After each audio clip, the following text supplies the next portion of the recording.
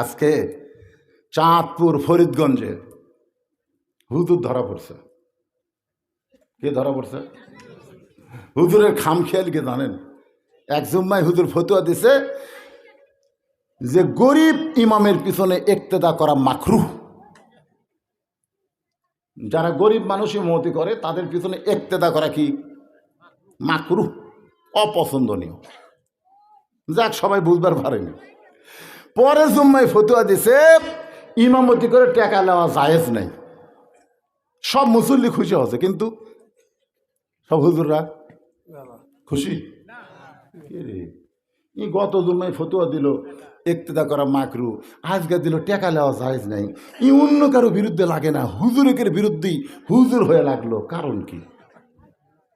আপনারা আজকে বাংলাদেশে দেখবেন যে আলেমদের বিরুদ্ধে কথা কয়, বুঝবেন এই শালা হয় ইহুদি না খ্রিস্টানের চর। ধরে কোন কথা কন না কেন? তখন ওই সমস্ত চাঁদপুর ফরিদগঞ্জের ইমামেরা ওই হুজুরের বিরুদ্ধে র্যাবের অফিসে গিয়ে বলতেছে, দেখেন তো তো অন্য কারোর বিরুদ্ধে ফতুয়া দেয় না, সুদের বিরুদ্ধে দেয় না, ঘুষের বিরুদ্ধে দেয় না, বেপর্দার বিরুদ্ধে দেয় না, হুজুর হয়ে হুজুরের বিরুদ্ধে ফতুয়া দেয়। আজকে আমাদের বাংলাদেশে এরকম হুজুর আছে না নাই? মাহফিলে উঠেই বলবে নবী নূরের তৈরি না মাটি তৈরি, নবী জেতা আছে না মরে গেছে। শালার মনে হয় আর কোনো ওয়াজই নেই। সমাজের মধ্যে ফেতনা বাজানোর জন্য এইরকম আহালে খবিস কিছু বক্তা বার আছে। ধরে কোন কথা নেই, কারণ আছে না নাই?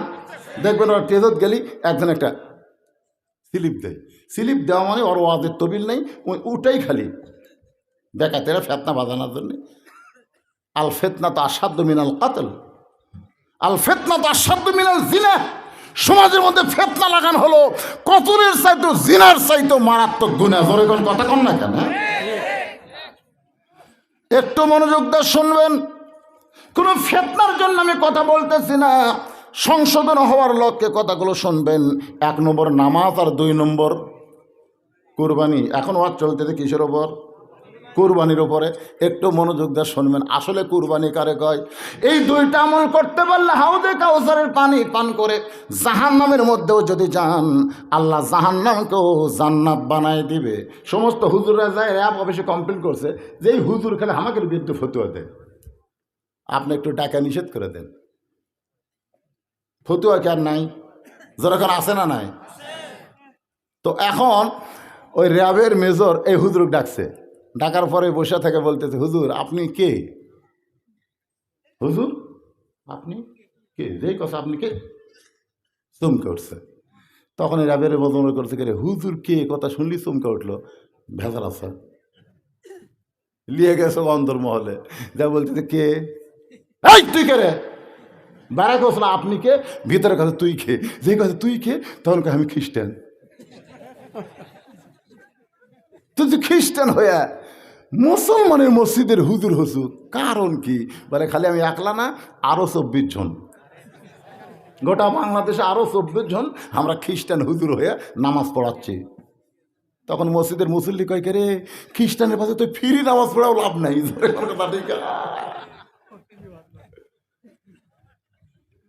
1 মাস পরে কেশিয়ার বলতে, হুজুর আপনাকে আমার পছন্দ হয়নি, এই জন্য আপনি বাদ দিলাম। 2 দিন আগে, মানে বেতন দিবি না। ইমামকে সেটা আমি আগেই জানি, তা আপনার হক বাদ দেবেন এই জন্য প্রথম তাকে হুজুর ছাড়া নামাজ পড়াছে। হুজুরের বিরুদ্ধে লাগো না বাবা, হুজুর কিন্তু আন্দারা মার দিবি। তোর কোন কথা ঠিক কিনা? ওস্তাদের মায়ের। একটু মনোযোগ দেবেন। খ্রিস্টান হইয়া মুসলমানের মধ্যে ইমামতি করতেছ, কারণ কি? হুজুর বলতেছে আসল মুসলমান কারা এটা বাহির থেকে বোঝা যায় না, এটা জানবার গেলে ভিতরে ঢোকা লাগে।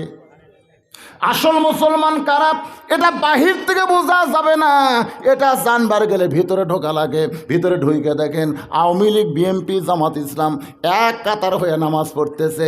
আপনি আশ্চর্য হয়ে যাবেন, বাহিরে 14 দল, ভিতরে এক কাতার। বাহিরে 20 দল, ভিতরে এক কাতার। আসল মুসলমান যারা তারা কিন্তু বাহিরে থাকবে না। আজান দেওয়ার পরে আওয়ামী লীগ করুক আর বিএনপি করুক আর জামাত করুক আর তাবলিগ করুক, আজান শোনার সঙ্গে সঙ্গে তারা মসজিদের মধ্যে ঢুকবে। ধরে কোন ঠিক কি না? ভিতরে গিয়ে দেখেন এসপি সাহেব সামনে কাতারে, আর একজন মুসল্লি না হলে কাতার পুরা হয় না।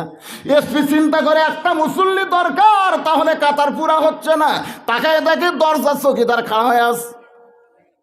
এসপি ডাকতে চায়, চৌকিদার বলে না স্যার আপনি এসপি, আমি চৌকিদার। এসপি বলে বাহিরের কথা বলা চলবে না, আমি এসপি তুই চৌকিদার, বাহিরের কথা ভিতরের কথা হলো আমি আর তুই ভাই, আমাদের মধ্যে কোনো তফাৎ নাই। চৌকিদার আসতে চায় না, এসপি কাতার ছেড়ে চৌকিদারকে হাত ধরে নিজের কাছে দাঁড় করায় দেয়। কাতার বদ্ধ হয়ে আমার গোড়ালির সঙ্গে গোড়ালি মিলাই দেয়। এটা ভিতরে না ঢুকলে বোঝা যায় না। ভিতরে ঢোকার পরে ফকির দেখে বাদশাহ শাহজাহান নিজেই ফকির হয়ে কাঁদতেছে। ও বাদশাহ, বাদশাহ তোমার দরবারে ফকির। বাহির থেকে মনে করেছিল বাদশাহ শাহজাহান, কিন্তু ভিতরে ঢুকে দেখতেছে আমিও যা বাদশাও তাই। ভিক্ষা যদি চাইতে হয় ইয়া কানা বুধু ও ইয়া কানাস্তাইন, মানুষের দরজায় নয়। ওমা মিন দাব্বাতিন ফিল আরদি ইল্লা আলাল্লাহি রিজকুহা, পৃথিবীতে এমন কোনো বিচরণশীল প্রাণী নাই যার রিজিকের ব্যবস্থা আমার আল্লাহ করে নাই। আপনি যদি ভিক্ষা বৃত্তি বাদ দিয়ে রিজিকের সন্ধান করেন, আল্লাহকে ধরেন, আল্লাহ পাক আপনাকে রিজিকের ব্যবস্থা করে দিবে। কিন্তু কতকালায় মেয়ে মানুষ ফকিরনি হয়ে স্বামী কয় দে তালাক দে, মদ্দা তালাক দে, ভিক্ষা করে খামো। আমার এক ফকিরনিকার বউ কইছে, কয়টা থালি মাজাতে যাও আর দুটো কাপড় খাঁচাতে দাও। ফকিরনি করছে আপনি কয় টাকা দেবেন? আপনি কয় টাকা দেবেন? 20 টাকা দেবেন? আমি কয় গাম বেড়ালে 500 চাউল পাই। 500 চাউলের দাম জানেন? নবীর শিক্ষা করো না ভিক্ষা, মেহনত করো সবে। বাংলাদেশে ভিক্ষাবৃত্তিকে যারা সমর্থন করে তারাই ফয় ফকুন্নিকে ভিক্ষা দেয়। আপনি শুধু দেখবেন পঙ্গু, কানা, টেরিয়া, লোড়া পারে না, এক হাত আছে এক হাত নেই, এদেরকে দেখে দেখে ভিক্ষা দেবেন। এই জুয়ান তাগড়া শালা কাম করে না করে এরকম ফকির আছে না? কথা কন না কেন? আল্লাহর বান্দারা, নবীর শিক্ষা করো না ভিক্ষা, মেহনত করো সবে। তার মানে ভিক্ষা ভিত্তিকে ইসলাম পছন্দ করে, জোরে কান করে। একটু মনোযোগ দিয়ে শুনবেন। কুরবানির উপরে কথা বলতেছি, সেই কুরবানির কথা বলতে গিয়া এখন আপনাদের নিয়ে গেছি। বলতেছি মেজর সাহেব তাহলে ভিতরে ঢুকে আপনি কি দেখলেন? খ্রিস্টান হুজুর বলতেছে আমি ভিতরে ঢুকে দেখলাম মুসলমান 3 দল। জোরে কান কয় দল? এটা ভিতরে না ঢুকে তো দল বোঝা যেত না। ভিতরে ঢুকে দেখলাম মুসলমানের আসলে 3 দল। এক দল জামাত লয়, কি হয়? ভিতরে ঢুকে দেখলাম মুসলমানেরা 3 দল। এক দল হামাকের মতোই, মানে আমরাও তাই এরাও তাই, কেন হামাকের নাম খ্রিস্টান, ওদের নাম মুসলমান, এ ছাড়া কোনো তফাৎ নেই। একদল হামাকের মতোই, তাহলে নাম মুসলমান, নামাজ পড়ে না, রোজা করে না, কিছুই করে না, খালি কয় মুসলমান পারে। তুই মুসলমান বারে কয়া আল্লাহ কোরআনে বলেছে লা তামুতুন্না, মৃত্যুবরণ করো না ইল্লা আনতুম মুসলিমুন, যতক্ষণ মুসলমান না হবা। যারা নামাজ বাদ দিয়ে মুসলমান দাবি করতে যা মরার আগেই কুল্লু খালাস। মরার আগেই মরার আগে যারা নামাজ ছাড়া মরতেছেন, বিশ্বাস করেন একজনও মুসলমান হয়ে মরতেছে না। মরার আগে শয়তানকে আল্লাহ হয়ে মরতেছে। শয়তান মরার আগে আসি ভাই, এক হাতে থাকবি 1 গিলাস শরবত, আর এক হাতে জাদুকদি জইলাইছে জান্নাত। জইলাইছে চিনেন না? জান্নাত, এক হাতে জান্নাত থাকবি, শরবত। হাই তিসা লাগবি ভাই, বেঈমান তো শালা, নামাজ পড়ি না তো তিসা লাগবি। তো শয়তান বলবে এই শরবত, এই শরবত খালি খাবো, তিসা চলে যাবে। আর এই যে জান্নাত, হাই হাই কি জান্নাত রে, তুই শরবত খাবো? কয় খামো ভাই। জান্নাতে যাবো? কয় যাবো ভাই। তা আমাকে আল্লাহ ক, ওই তো নামাজ পড়েনি, কে বাঁচাবি কন্ত? তখন শয়তানকে আল্লাহ কইয়া শয়তানের মুদ খাইয়া জাহান নামে যাবে। নামাজ ছাড়া কেউ যদি মরে বুঝবেন সে জাহান নামে চইলা গেছে। কথা কন আরো জোরে, জোরসে বলুন। দেখেন এখন সবাই কয় না, তার মানে বোঝা গেল এসা মাগরিব বাদ দিয়ে অনেকে বসে আছে। আল্লাহর বান্দার একটু মনোযোগ দিয়ে শুনবেন। অনেকে বলতে যে হুজুর আপনি কি মনে করছেন 5 ওয়াক্ত না হয় পড়ি না, তাই বলে কি আমরা জুম্মা পড়ি না? যারা জুম্মার নামাজ পড়তেছেন, 5 ওয়াক্ত পড়তেছেন না, রহমান রহিম নামের ওসিলায় আল্লাহ হাসরের ময়দানে তাদেরকে জান্নাত দিবে। তাদেরকে আল্লাহ বলবে, খালি জুম্মা পড়ছো, 5 ওয়াক্ত পড়ো নাই, আমি আল্লাহ তোমাদেরকে জান্নাত দিয়ে দিলাম। এরা খুশি হয়ে জান্নাতের কাছে যাবে, যা দেখবে জান্নাতের দরজার বিশাল একটা তালা। আল্লাহ, আপনি আমাদের জান্নাত দিলেন, দরজার তালা কেন? আল্লাহ বলে, তালা খোলার চাবি তোদের কাছে আছে। ওরা পকেট হাতায় দেখবে একটা চাবি আছে, খুশি হয়ে তালার মধ্যে ঢুকাবে, কিন্তু ঘুরবে না। চাবি ঢুকছে ঠিকই, কিন্তু ঘোরে না। বলে আল্লাহ, ঢুকলো চাবি কিন্তু ঘোরে না।